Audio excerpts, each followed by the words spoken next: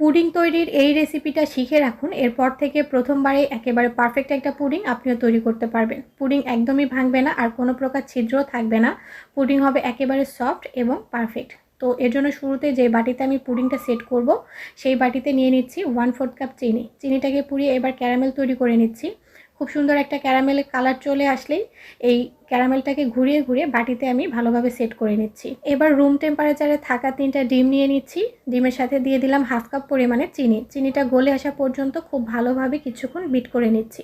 আপনারা চাইলে কিন্তু এই বিট করার কাজটা হ্যান্ড উইক্স দিয়েও করতে পারবেন। তো চিনিটা ভালোভাবে গলে আসলে এখানে 1/2 চা চামচ দিয়ে দিচ্ছি ভ্যানিলা এসেন্স, সেই সাথে 1 কাপ দিয়ে দিচ্ছি জাল দিয়ে ঘন করে রাখা দুধ। তো দুধটা দিয়ে এই সব কিছুকে আবারও একটুখানি ভালোভাবে মিশিয়ে নিচ্ছি। আর মিশিয়ে নেওয়া হয়ে গেলে এই মিশ্রণটাকে পুডিংয়ের বাটিতে ছেঁকে দিয়ে দিচ্ছি। এতে করে কিন্তু পুডিংটা অনেক বেশি সফট হবে।